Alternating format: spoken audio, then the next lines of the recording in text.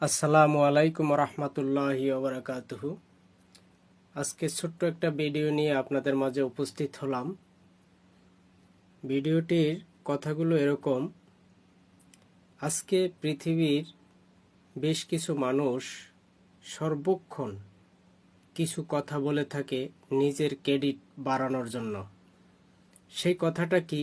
সেটা হলো, মানুষ বলে আমার কোনো প্রকার কোনো শত্রু নেই। এটা কিন্তু আপনি চরম ভুল কথা বললেন। অবশ্যই প্রত্যেকটা মানুষের শত্রু আছে গোপনে, যেটা আল্লাহ তাআলা কোরআন শরীফের ভিতরে বর্ণনা করে বলতেছেন যে তোমাদের প্রকাশ্য এবং গোপন শত্রু হলো শয়তান, আর তোমরা শয়তানি থেকে নিজেদেরকে রক্ষা করার জন্য আমি আল্লাহ তাআলার দরবারে পানাহা চাও। যখন তোমরা শয়তানের কুমন্ত্রণা থেকে আমি আল্লাহর কাছে ক্ষমা চাইবে এবং আশ্রয় চাইবে, আমি আল্লাহ তাআলা তোমাদেরকে আমার কুদরতের মাধ্যমে শয়তানি থেকে হেফাজত করব।